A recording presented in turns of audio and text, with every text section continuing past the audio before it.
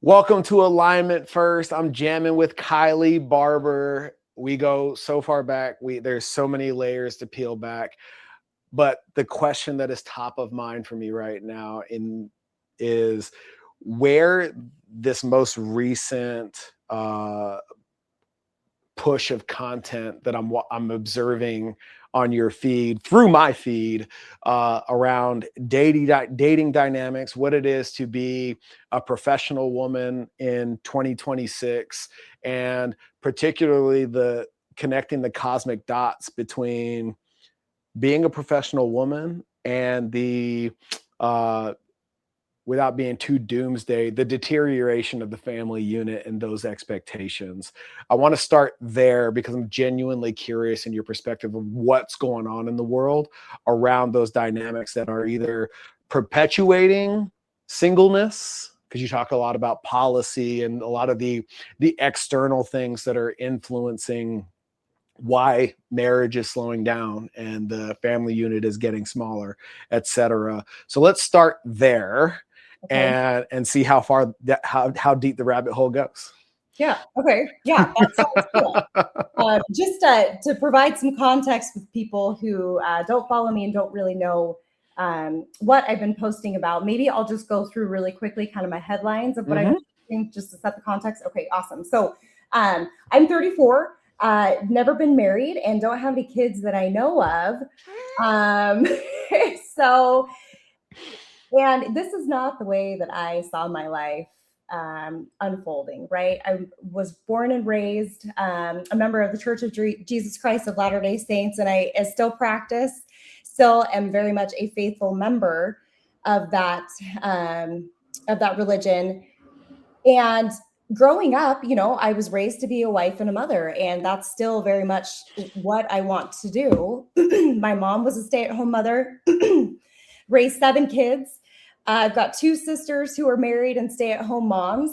And it seems like that lifestyle and that option for me is becoming less and less available to me. Mm-hmm. And so just trying to think about this, trying to think about the way that I would like my life to play out.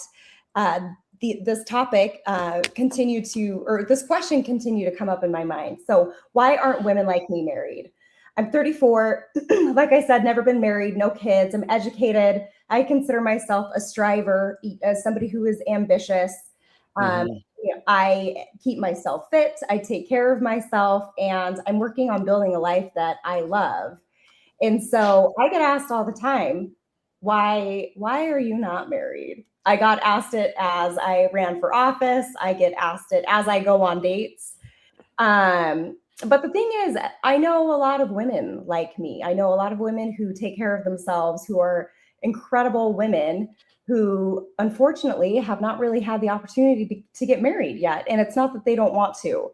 Mm-hmm. So digging into it. So really one of the first, I guess, dynamics or how culture has evolved that kind of works against us is the fact that we're marrying later. Mm-hmm. So I don't think that marriage has disappeared, but of course the timeline has shifted. I think back in, I need to track down this statistic. If my statistics are wrong, you can call me out, but I believe it was back in 1975, the average age of women getting married was 21, and for men, it was 24. Now we're in back in 2025, just last year, the average age was 28 for women and 31 for men. Mm-hmm. So does this have to do with a cultural shift? Are we valuing education and independence and flexibility to travel, mm-hmm. To find ourselves? Are we prioritizing those values over finding a worthy partner to build a family with?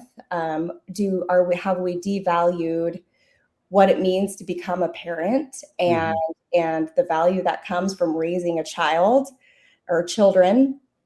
So I think over the course of the last couple decades, back in the 60s really is when the feminist movement gained a lot of steam. And I think initially that effort was to provide more choices and more options for women to, if they wanted to choose to work outside of the home, that they would have that option. If they wanted Mhm. to have a voice in society and in politics, they wouldn't have to write under a pseudonym, right? That they Mhm. could be their own woman with their own voice, and be less oppressed. And does that make sense? Yeah, absolutely. As a woman, for sure, I can get Mhm. behind that. But I also think that that movement went too far, whereas it no longer provided us with an additional choice. Mhm. It uh, it really became shaming women and devaluing the choice to stay at home. And if you're not in the workforce and if your children aren't in daycare,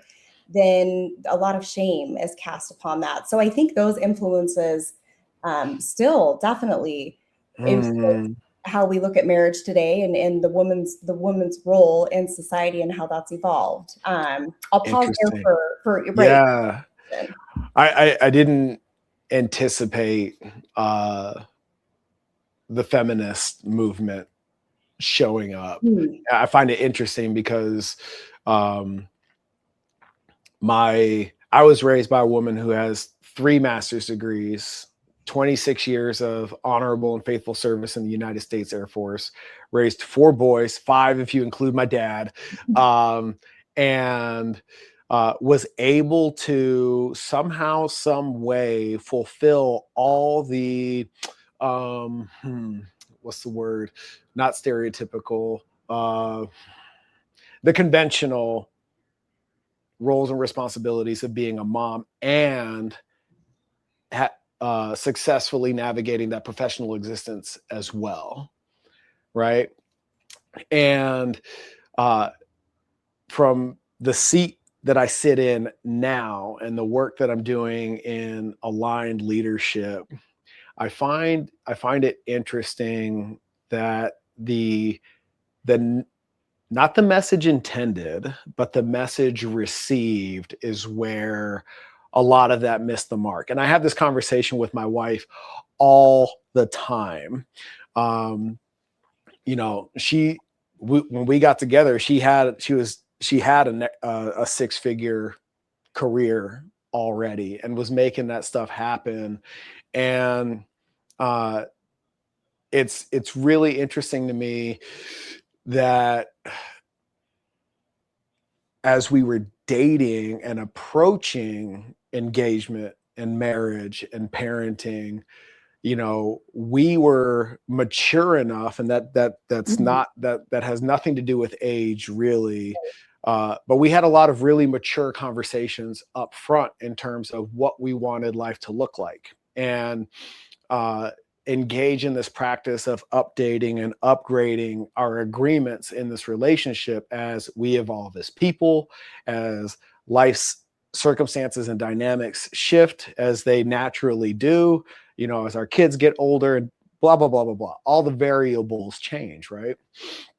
Nothing remains. The only constant is the change. Mhm. And from what I see and the conversations I have with men and women alike who are trying to navigate the dating situation after 30, it's it never ceases to amaze me. It's like I don't people aren't having those conversations. Right. And it's compounded by the fact that we have so many options now, Mhm. right? There's a philosophy in psychology in which less options in terms of the human psyche is actually better for us than having a shit ton of options, Yep. right? And when you can just swipe, right? Yep. The investment required of self and participation in any given relationship becomes less and less and less and more surface level over time. So that's what's really interesting to me. There's like this fear, I think, that drives the behavior of change and conflict, that if I expose myself in terms of asking for what I really want, or describe the life that I foresee to be best for me in my future self, that I'm either going to be let down or they're going to run away. But like, that's also part of the game. Right. Yeah, for sure. When I joined the Marine Corps, I was seeing somebody else. Nicole wasn't even in the picture. And I told her that I joined the Marines. And she said, and I quote, "I don't want to be a military wife." And even still, we spent a little bit of time while I was on active duty trying to make it work, only to realize that, no, you really don't want to be a military wife. And I can't guarantee that I'm going to be one and done in terms of my obligation to Uncle Sam. Mm-hmm. You know what I mean? And I'm curious to hear how this lands for you in your lived experience. Like, people just don't want to run the risk of being let down. Yep. And it really inhibits their ability to grow with another person in a way that really creates roots in a relationship. Mm-hmm. What, as you hear what I'm saying, what's showing up for you? Honestly, you are so correct. And I haven't even thought about it in those terms, because let's say I've been on a couple of dates with somebody and I'm having fun, but I probably already know that this person is not aligned with my long-term goals. Mm-hmm. But I'm having fun and I don't want to be alone. And there's this fear of rejection, right? If I actually bring to the table and we have these conversations about what long-term relationship looks like, Mm-hmm. then somebody can reject it and say no. And then you lose that companionship, the fun. You have to deal with the rejection and you have to deal with the pain of being alone, Mm-hmm. which I don't think that we're very good at anymore these days, because we have so many superficial options. I think that correct me if I'm wrong, but I think people used to spend a lot more time alone with themselves. Mm-hmm. We didn't have social media to feel constantly connected. And we didn't have these dating apps that we could, if we get rejected one day, then we just turn on this app and then go on a date with somebody. Right back in the game. Yeah. Yeah, exactly. So we're not used to being alone. Mm-hmm. And I think a lot of the dynamics in dating right now is trying to figure out what the other person likes and trying to become that, so then we can avoid the rejection, then we can avoid being alone, and we can stretch this fun period out, longer. What's showing up for me as you describe that, it sounds like you're trying, not you, but the royal you, right? Society, the societal you, is trying to drive a relationship based on a ton of assumptions. Yeah. Right. And I can't tell you in a professional organizational level, in a family unit, husband and wife, partner and partner, spouse and spouse, how often it shows up, especially in the foundational period of engaging with my clients. How many of them are moving through life in this perpetual state of disappointment because of this subconscious attempt at hope that Kylie's able to read Michael's mind and know what my needs and expectations are. And I will tell you, if that's a conscious strategy for you, like, just look forward to being disappointed. Right. Setting yourself up for disappointment. So let me ask you this. Male female dynamics, do you, because of your credentials, your professional path, the space that you occupy energetically. Do you find it challenging? Are you met with resistance around those assumptions of what all of that might entail?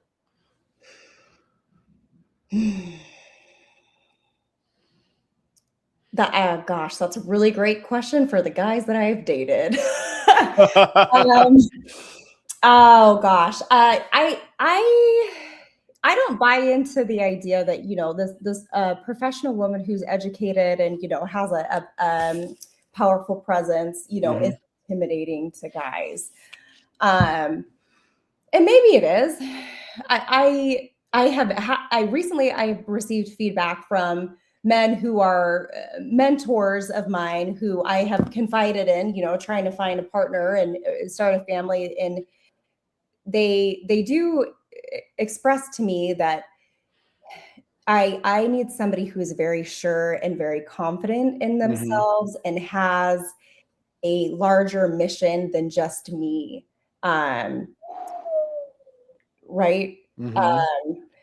And I think in these modern days, we expect so much from our partner, way too much from our partner. We expect our partner to, be our best friend and our community and, our sole provider, which I don't disagree with. We can circle back on that. But I kind of got lost in my thought. Okay. So I want to go in on a conversation that Nicole and I had, because and I've actually had this with a lot of my female clients along the way, yourself included, in terms of what is the definition of contribution inside a relationship, right? Because to your point, the assumption is we're both going to have jobs. We're both going to contribute financially, blah, blah, blah, blah, blah, right?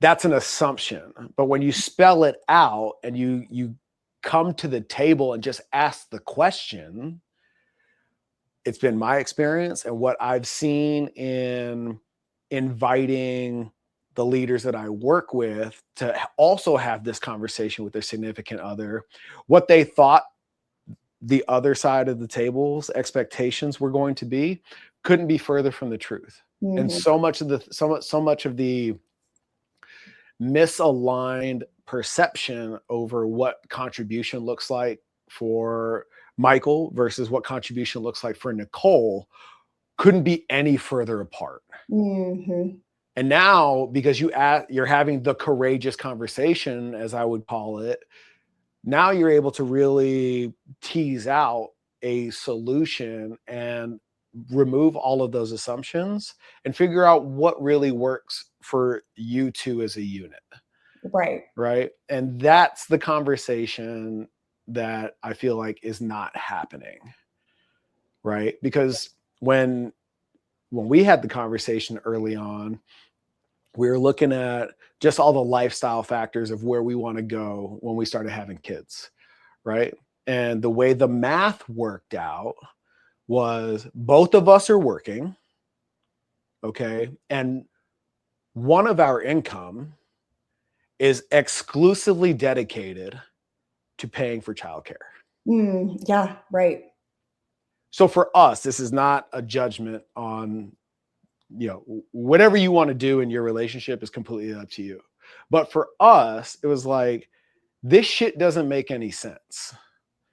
We are literally both working and spending less time on the home front so that we can afford for somebody else to watch our kids. Right. And when you looked at it, just the financial mathematics of that equation, it was like, what the fuck is the point? Right. We're literally, at the time, not saving a penny. And at the same time, somebody else is watching Cameron take her first steps. Yeah. Not us. Right. And that's brutal. And I feel like that's a reality for so many people, but it also from a taking ownership perspective, you have to ask a different question in terms of what does our situation need to look like so that it's us raising the kids and instilling values, doing all the things that I believe come with parenting, should come with parenting. Right. And when you because we sat down and we had that courageous conversation around what contribution looks like, we were able to like really get down to the nitty gritty of it all. What are our actual priorities as individuals and also as a family, and then executed a plan from there. What shows up for you in that narrative? So a couple things. So Nicole, for those that don't know Nicole, she is an absolute powerhouse. She is one of my archetypes who, if and when I grow up, I want to be Nicole Anders. I mean, I could go on and on. And so it makes so much sense that at the time that you guys met, she had a 6-figure career.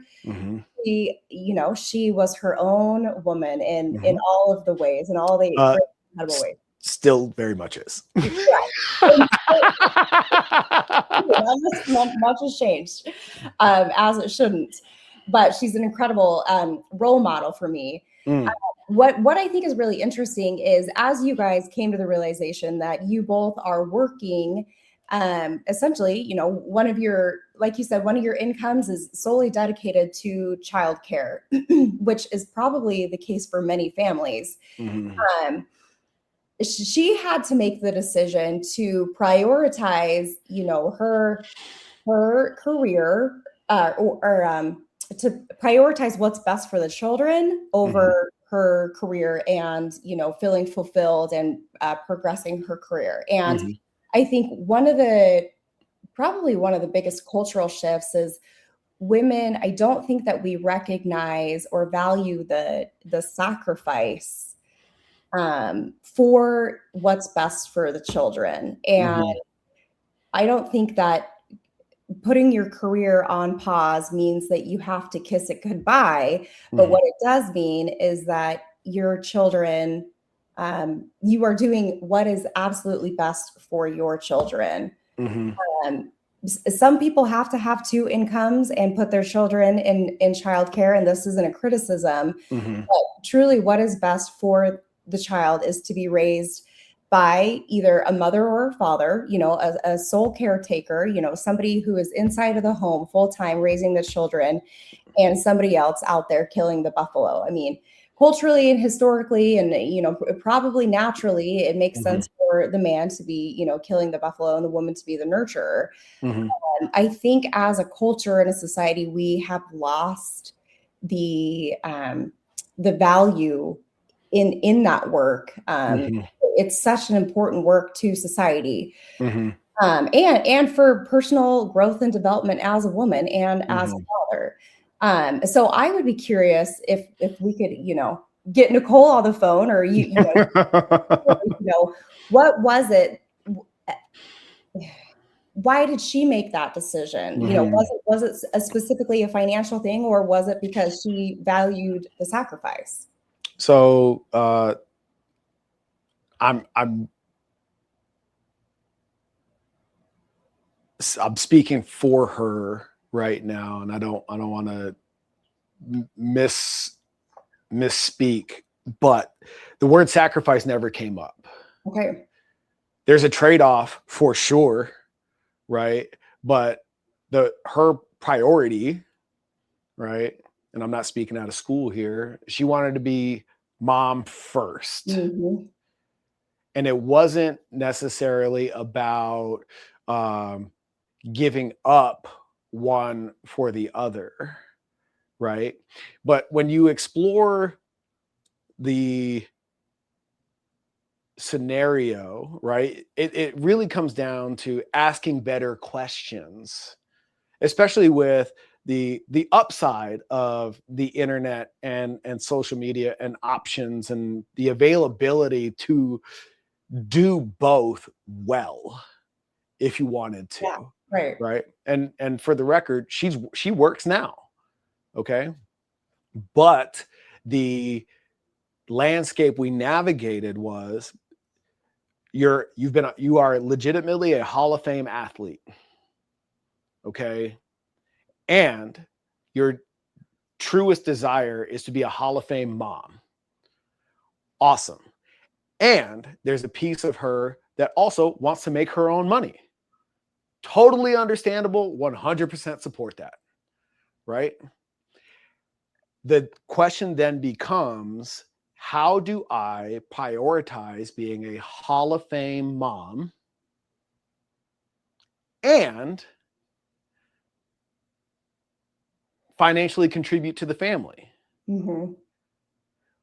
Now your qualifying criteria for opportunities looks different. You're looking at different shit, right? Where so many people compartmentalize their personal and professional existence Right. and treat them as if they're mutually exclusive, right? So and that comes from a place of clarity, right? So when she decided to go back to work, the first question was, does going back to work compromise your ability to be Hall of Fame mom? Right? So as you entertain these opportunities, that's yes or no, go, no go criteria.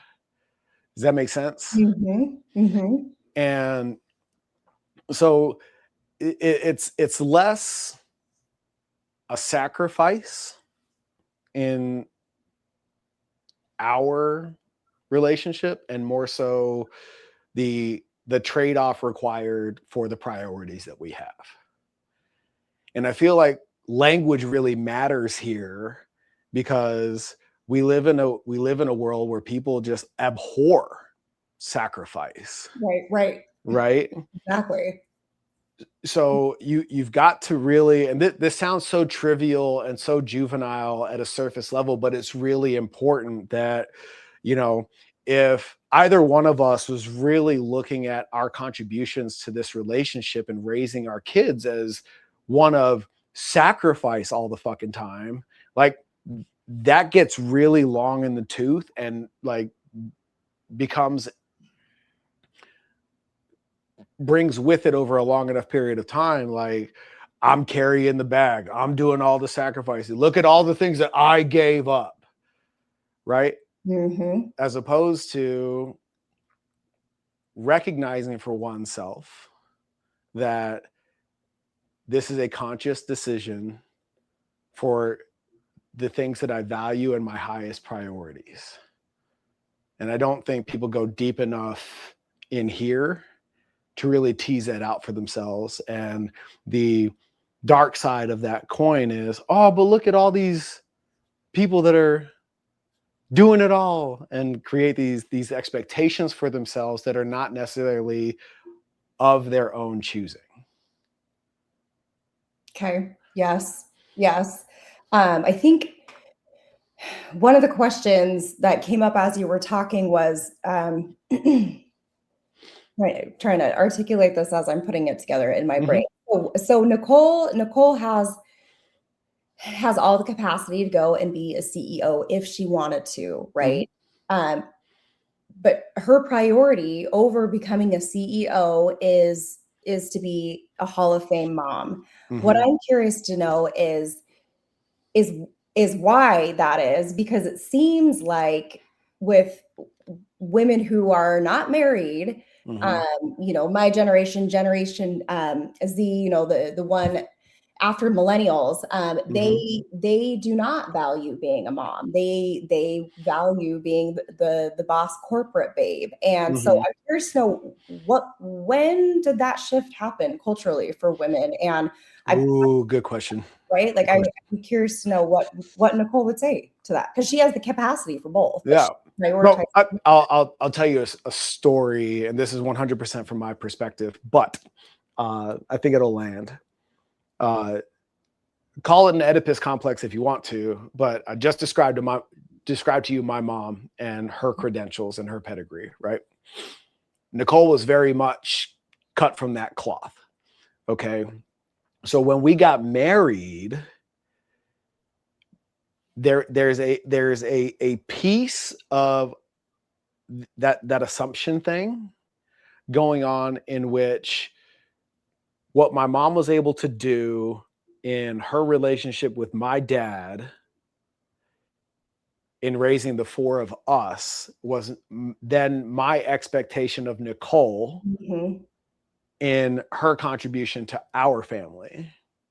What we had never talked about, with that undertone permeating our relationship, is that dynamic in my parents' relationship was one of absolute necessity. Okay. Interesting. Yeah. Like she didn't choose it. My old man had a lot of bad habits that my Okay. mom's career was also compensating for. Okay. Now, to their credit, good, bad, or indifferent, none of that made it down to us. After my old man passed, a lot of that shit came out into the open. It was like, oh, wow, fuck. Okay, so that's why this, that, and whatever. That's why things were the way that they were, right? But nevertheless, when we had that initial conversation about who's raising our kids, that assumption came to the surface and was like, oh, I thought your expectation of me as wife was what your mom did. And like trying to do some version of that for us. Because my old man was also an entrepreneur, private practice, criminal defense attorney, like, you know, self-made and a lot of, in every way you can imagine. So, and I talk about my dad with a lot of reference, and my mom is fucking Hall of Fame on every level as well. So it's really easy when you're just saying all these things out loud and you're like, oh, fuck. It's like, well, then, yeah, that makes sense that he would expect that of me. Right. And vice versa. Like, she's a coach's daughter. Her dad's a Hall of Fame coach and player. And it's like, oh, fuck, man. Like, it'd be really easy for me to be like, oh, you expect me to be like that guy. Okay. Yeah, right? For sure. And it's important that you have that conversation out loud, right? And it came to a head for us in that conversation about who's raising our kids. But at the same time, it would have been a lot easier on us if we had that conversation. Like, this is where I come from. This is where you come from. What are your expectations of me? What's our version of that for us? Right. And we didn't have that conversation until, we reached that fever pitch. You know what I'm saying? Yeah. But again, like, that's a courageous conversation that was driven by circumstance that would be very easy when the stakes are low and the pressure's dramatically less, to just have open and honestly. Right. And, like, in the context of leadership, those are the invitations that I create for my clients. Like, this is cool that you're telling me this shit, but like, right. Does the person that needs to hear it know this? Yeah. You know what I'm saying?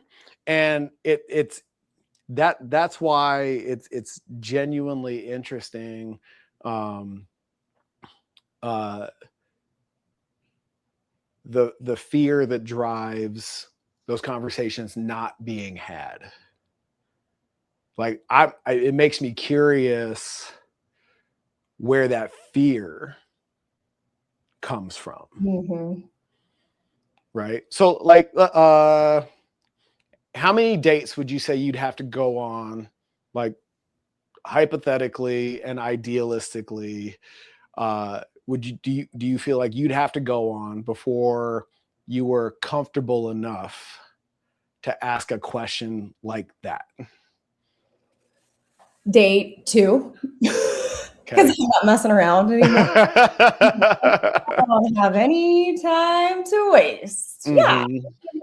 I guess it really all just depends on what you're looking for, right? So my dating practices have evolved quite a bit, right? So I finally have figured out what it is that I want, right? I Mm-hmm. want a marriage, I wanna be a mom, I want my guy, and I'm ready for it, and that's what I'm looking for, right? But if I wasn't Mm-hmm. so clear on that desire and those goals, then A, why even have those conversations? Really just the qualification to go on a second date is like, are you fun and am I attracted to you? Right? Mm-hmm. I'm Right. like, we're not really having those conversations. But Mm-hmm. now that, I've grown up and figured out what I want, yeah, I mean, it doesn't make any sense for me to continue to waste somebody else's time if we're not aligned on our goals. So Mm-hmm. I think and you could probably even talk about it on a first date too. Mm-hmm.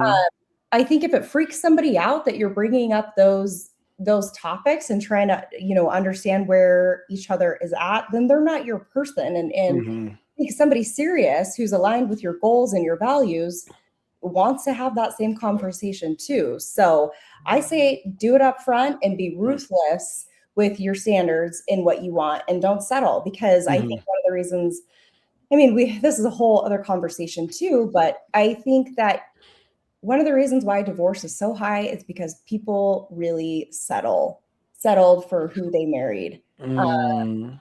and you don't have to settle. You really Yeah. don't. I really think that you can have 100% of the partner that you want. That's not to say that you're not going to have differences or you're not going to, encounter conflict or whatever, Mm-hmm. but I think the closer you stay to your values and what you want, Mm-hmm. you hold true to that in finding your person, you will have longevity in your relationship. Oh my gosh, I absolutely love that. Uh, I tell young men all the time before they get married, they should make a list of all the shit they want to do as a single man. That might be one thing, it might be 30. I don't fucking know. But make that list and don't get married till you've exhausted it. Right. And for most of us, because we're cavemen at heart, like that list is pretty short and can be ran through in pretty quickly. But like once you've done that, you've it forces a couple of things. But most importantly, it forces you to live a life in a way in which you're creating space for somebody else, Mhm. right? You've tapped the world's resources in terms of the discovery of self and figuring out what you do and do not like as a person for yourself, so that when he or she does show up, you're like, cool, I'm ready for that. Yeah. Right. Yep. Because I'm high on novelty. Nicole is high on stability. Wow. Okay. Yeah. So for me to be in this relationship and expect her to all of a sudden become high on novelty, or for her to expect me to be high on stability, right? We're just creating friction in our relationship, Mhm. right? Yeah. But we both lived our own lives before we came together. We met at my best friend's wedding. That sounds so cliche, but she wanted nothing to do with me. I was sweating my ass off and Marine Corps wasted in my dress blues. And she was like, get away from me. 2.5 years later, we came back around. And as she would put it, I was mature enough for a relationship. Right.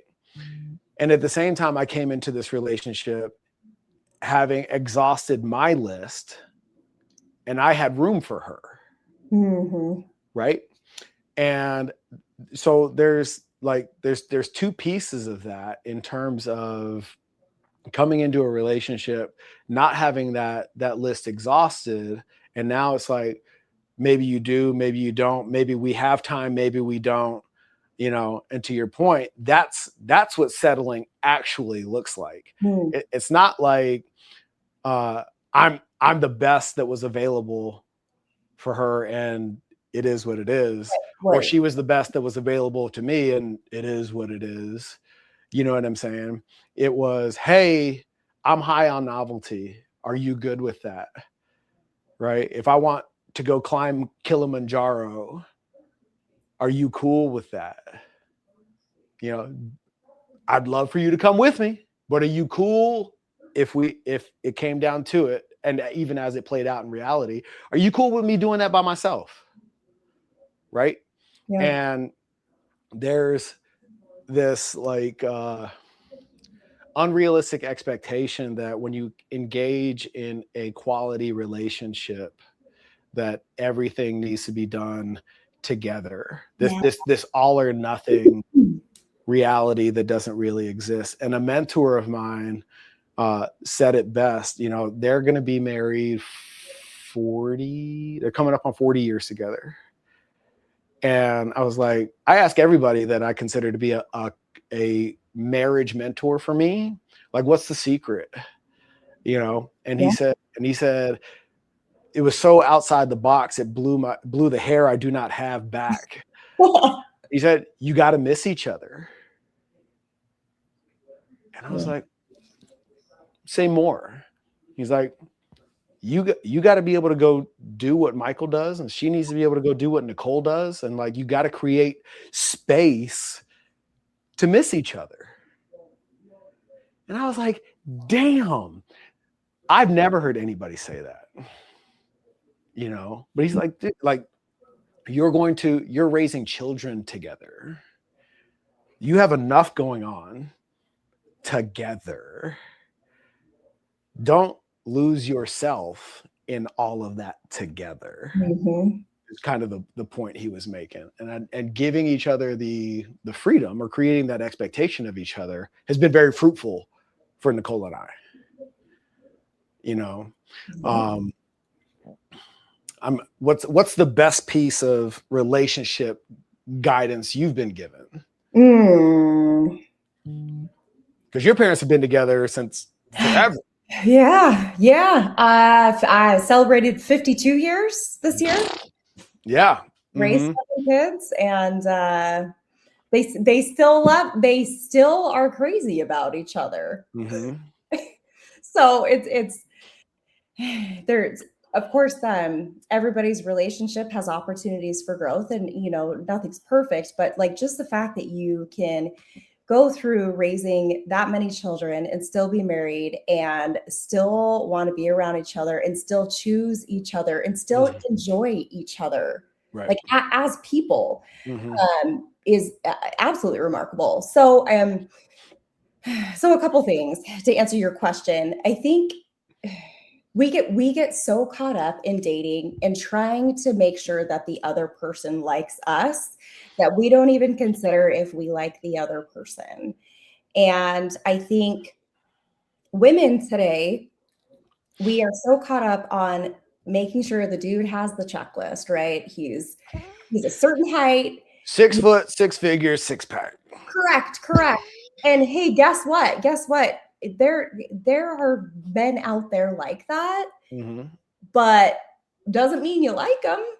Doesn't mean you want to be in a relationship with them and raise kids. And so, and I think that happens for men too. You know, I've got 4 brothers and have watched them in their dating experiences. And you guys are very visual. And so if she is beautiful, you guys are smitten.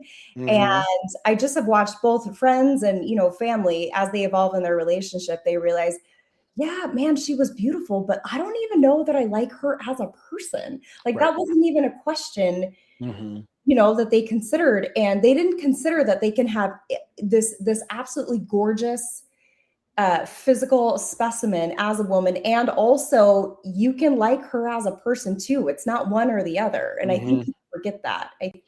Yes, you can be radically attracted to your person. You don't have to choose between somebody super cool and you get along with as far as personality and goals go, or, you know, being with somebody who's a smoke show. You can have both. Right. And I think as we continue to be single and date and experience the frustrations of dating, what we want, we kind of settle, you know, to kind of what, like, the least Yeah, I mean, I guess just our standards begin to settle, and then we begin to go negotiate on what we want, and then we Mhm. kind of come up with this. It's bifurcated. We can either have the personality and values that we want, or we can be totally attracted to them. And I've done that too. I'm like, you know, I can't have a Mormon guy and also be radically attracted to him because Mormon guys are weird, right? And they don't like me. But then like here I am dating all these silly goose guys who I'm attracted to, but like their values suck. So Mhm. you can have both and Right. keep. You haven't found it, keep going. Mhm. So Nicole would say, you got to kiss your frogs. okay, yes, yes, You yeah. know, if you're ever going to find your prince, that requires you to kiss some frogs. And there's 8 billion people on this planet, you know, and it's like if you keep your standard, I think this is the and, right? Keeping your standards and accepting somebody for their flaws. Okay. Yes, for I'm sure. so far from fucking perfect. Yeah. Okay. You know, and at the same time, I'm speaking for my wife, I can only assume that I check all of the important boxes, the boxes that matter, whatever the fuck those are Mhm. for her, as she does me. Right. And then everything after that is leaves room for the evolution of us as individuals. And I don't think people explore that and Okay. Yes. Yes. right. They don't leave space for the and, right? Correct. Yeah, yeah, Hmm. that makes sense. Yeah.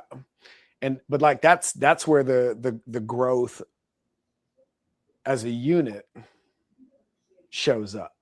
Yeah. You know Right. what I'm saying? Yes. Yeah, Like, that's the growth. You become one, right? mhm, I'm organized, but I'm not neat. And I know that drives my wife nuts. I know where all my shit is. Yeah. It's just not where she wants it to be. You know what I mean? Yeah. And we still do that dance 11 years into marriage, you know? But that's not in terms of who I am and the ideal as a partner. That's not on her list. So Right. Yeah, yeah. Right. that's not make or break criteria. But I think we get hung up on that dumb shit, Mhm. right? And forego like somebody that actually checks all those boxes because we get hung up on the other stuff. You know what I mean? Well, yeah, it reminds me of kind of the 80%, 20% rule, right? Hmm. Um, I mean, she 100% is 100% of the person that you want. Hmm. Let's take it out of your guys' relationship. We get caught up on the 20% of the person being a freaking human, Hmm. right? We forget Right. about they checked all our boxes. That totally Hmm. makes sense. Yeah. Um, and like I told you before we went live, I don't think this is a dynamic that is necessarily exclusive to 30 plus dating scene. The other morning Nicole was walking the dog and uh she comes in off of her walk and she's like, "Hey, there's a girl at the door that needs a jump. It's 5:30 in the morning on a Tuesday." Okay. I was like, "Why is there?" And she said girl, which to me presupposes not an adult, And I was like, why is there a child looking to jump her Right. car at 5:30 in the morning? You know? And so hop in the truck, head 4 houses down, only to find like the only way I know how to really create a visual for this is like, you ever seen like in the movies in an alley, like a group of feral cats hanging around a dumpster, Yeah. Oh yeah. right? Yeah. Okay. This is what it looked like, but like with a bunch of teenagers around a Jeep. Yeah. Okay. Okay, at 5:30 in the morning. 5:30 in the morning. I shit you not. I cannot make this story up. Okay. Not one, not two, not three, not four, but 5 dudes. Okay. 3 girls Wow. in a Jeep. Okay. And I pull up and there's this guy leaned up against the driver's side door. And I was like, "Do you need help?" And he's like looking through me, glassy eyed and weird. And I doubled down. I said, do you need help? He's like, oh, like shakes himself back to reality. And he's like, yeah. So like my spider sense is going off. I'm like, this looks like a bad scene in a horrible movie. Right. Right. And so pull around, pop the hood, get ready to jump this thing. And I only to notice a perfectly good Toyota Corolla pulled up into the driveway. So one of two things is happening right now. Either nobody in this scenario knows how to do this, or, which I think is more the case, none of these dudes want to. And there's just 5 fuck boys sitting around being dickheads. Probably a combination of the two, right? And it got me thinking, I was like, this has got to be what it's like out there in the world. Mm-hmm. Some version of this is what dating is like, in which the scene out there is a lot of unrealistic expectations, and a lot of people this goes both ways. This isn't exclusive to men, but a lot of people that lack competence, confidence, and capability, right? Yeah. And it just leads to these like really weird scenarios. And after I jumped her Jeep, they're pulling down the street, and I stood out on the sidewalk and flagged them down. And I was like, do you want some advice? Yes. And they're like, yes, absolutely. And I think they were expecting some kind of like auto wisdom that I don't possess. Yeah, right. Like a car or something. Yeah. And I was like, find better dudes. And I sent them on their way. But it was just really, it was just so telling of, you know, a lot of the things that the foundation of a lot of the things that end up becoming dating in your 30s is like, these boys haven't been taught how to be confident, competent, and capable men. And what I think is really more the point from your end of the spectrum, a lot of these women haven't been taught what to look for in a quality man. So when those two things collide, it's a shit show. I can only imagine. For sure. Yes. Yeah. Quite literally, and that's a technical term, a shit show. Yeah. Yeah. I mean, oh gosh, I mean, this is another conversation, part 2 podcast. In the congregation that my parents go to, they've got obviously, you know, youth in the ward, and one of the biggest challenges or complaints from specifically the young men is we don't know what it means to be a man. How do we be men? Because going back to the feminist movement and sort of the dynamics of the culture, you know, we really have emasculated men, and we've made men be wrong for being men. And so then it's like, hey, well, we don't even want to touch it. I mean, and then I just think that the men have become so reliant on the women to tell them what to do.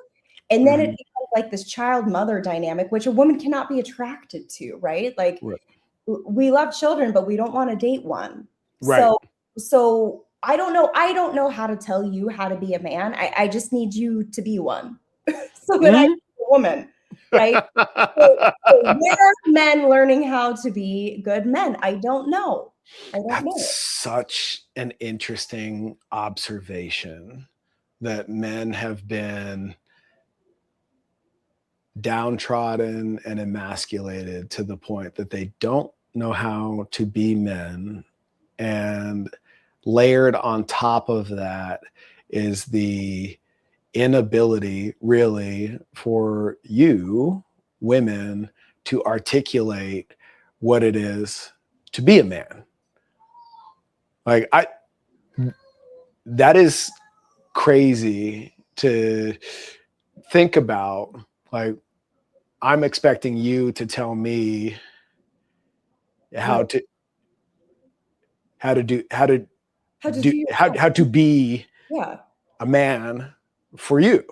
Yeah. Like, mm, you think that's the the residue of uh I mean, we can get into, removing the father Right. from the home and like all of those societal things, but do you think it's more so baked into all of that, like things becoming too easy, like it's just men aren't tested Hmm. anymore in the way that we were, 1, 2, 3 generations ago, where like there was enough friction in the world that Right. you were forced to move in your masculine in that way versus what I'm picking up from you, what became of the feminist movement where women started walking in that masculine. And now we don't know what our expectations are, and women lack the ability to articulate what those expectations are. Yes. So it's like the blind leading the blind in the relation in the dating game. Yes. Yes. Interesting. And resenting each other for not knowing. Mhm. Gosh, okay, hang on. There were so many things that I wanted to come back to. So Now we're here. Okay. wait, no, yeah, now it's my brain is lit up. So we're talking about adversity and how Mhm. adversity is kind of the mechanism that develops masculinity and develops, a Mhm. boy becoming a man. Yes. Mhm. I mean, we live in the most convenient time Mhm. in history. We don't even have to leave our houses to go to work, right?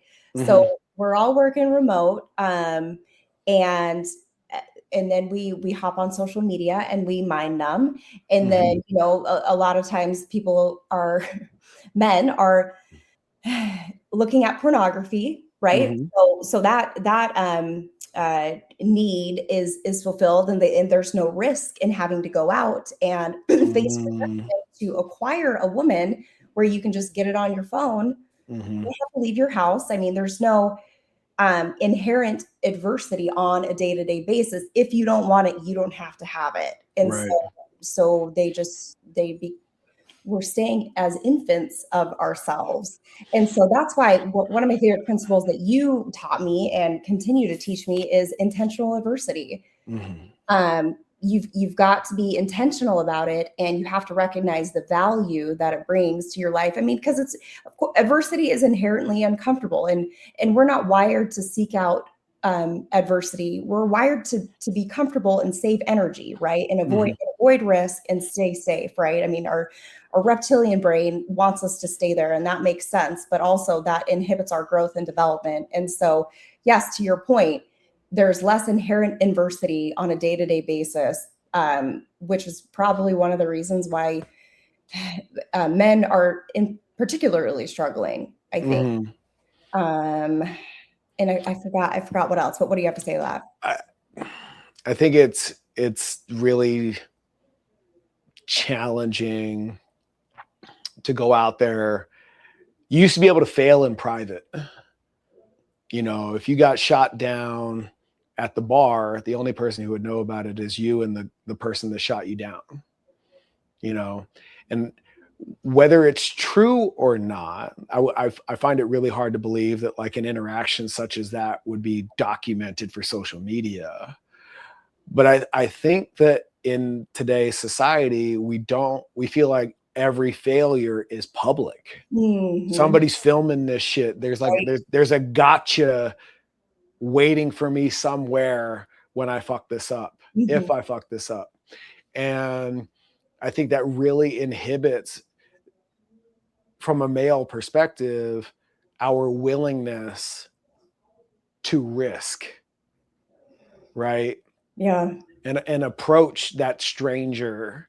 You know what I mean? Mhm. Um, and I remember I was still dating when Tinder became a thing. And it was right before Nicole and I became a thing.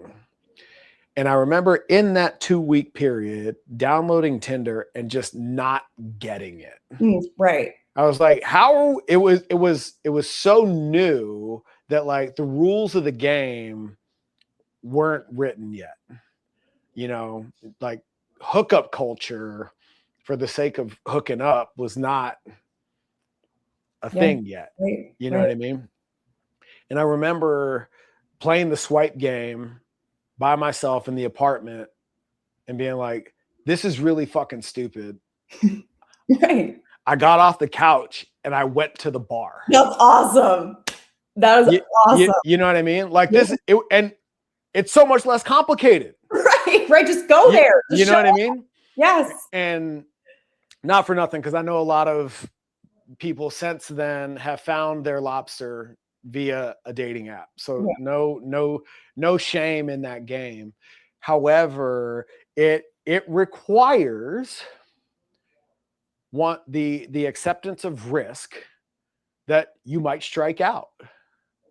And where we become so accustomed to sure things that the part of a relationship, even the ones via dating apps now, I would assume there's a risk profile there that you may or may not be my lobster, right? But the inherent risk of dating has been exponentially decreased, that a lot of what made our parents successful in their relationships had a lot to do with the fact that out of this crowd of people, right, we found and or chose each other. And there's a strong foundation there, as opposed to this sea of profile pictures that are perpetuated by sexual attraction first, versus, and like saying the right things on my profile, which can be masked very well now. Right. Like that authenticity that accompanies that risk profile is almost non-existent. What shows up for you? The dating apps are the problem. Right? They're driving the hookup culture. They're driving the infidelity. It's all bad. So yeah, I mean, anyway, first, just your story, just the irony of it. Like, you have this app, you know, that has endless amounts of women on it, and who are ready and willing and available and whatever, and you're like, screw this. Like, I'd rather just go in person and be there. I'm a caveman. Yeah. Okay. So like, and I also moved through adolescence with AOL and dial-up. Okay. So I'm of the generation where we would type ASL in a chat room. Yeah. Right. Age, sex, location. You know what I'm saying? Yeah. So the idea that just the premise that I'm going to go fishing on my phone just did not make sense to me. Was it less exciting to you? Like, was it like? I didn't understand the rules of the game. Like, are we getting to know each other in this chat room, and then one of us needs to get super courageous and be like, are we fucking or what? Right. Or, like, I didn't understand how to solicit the next move. Okay. Right. Yeah. Whereas now it's an expectation that I swipe, you swipe, we're going to meet. Right. It wasn't that spelled out yet. Right. Yeah, that makes sense. And I'm an introverted extrovert. So like, I'm not going to be surrounded by a sea of people and be like, hey dude, how's this work? Explain this app to me. What the fuck is Tinder? You know what I mean? I was never going to ask that question out loud. Yeah. You know what I mean? So just like I'm of the generation that was introduced to the internet in mainstream, I'm also in that generation that was, you know, introduced to dating apps as they were coming online, Right. and I just so happen to be caught in that sweet spot where I'm just like, you know what? It's just fucking easier to do this in person. Yeah. Which, which now is totally the opposite. And Mhm, I mean, you just had been primed, and you were used to the game. Like you said, you know mhm, the rules of the game, you know where to go, you know how to maneuver yourself within that social dynamic. mhm, Um, I think that we have lost those social skills due to mhm, our phones and social media, and the fact that we aren't forced to go out and meet people. We can do it on our phone. And so mhm. all this social anxiety comes because we're so out of practice to just show up, Oh, there it is. right? Yeah, We're out of practice. yeah, we're completely out of practice because we haven't been forced to do it. This is so much more convenient, less Mhm, risk.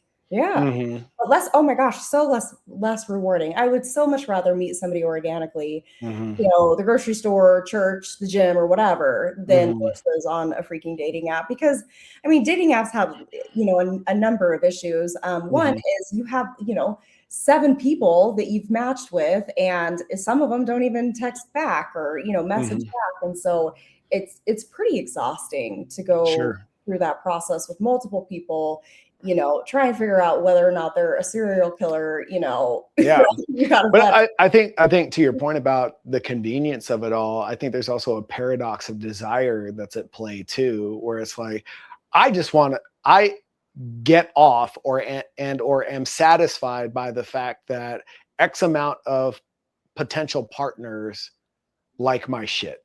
Okay, right. Yeah, yeah, sure. I need not go any further. Oh, I see. Right. So it's just the validation enough that you need. And Hmm. then you're good. And You're then right. you're good. Wow, I didn't even think about that. Risk not, want not. Right. Hmm. Right. Yeah, just tell me that you like me and then I'm good and then I don't need to further pursue it. Hmm. Wow. Yes. I Hmm. think also that plagues us too. And I guarantee that that dynamic moves in both directions. Yeah. Yeah, from an egocentric perspective in the masculine, and from a safety and risk aversion perspective in the feminine. Ooh, interesting. Yes. Mhm. Yes. For sure. Okay, Yeah. there's enough dudes out there somewhere in the interweb that maybe not exist in physical reality that are attracted to me. That's cool. I'm good.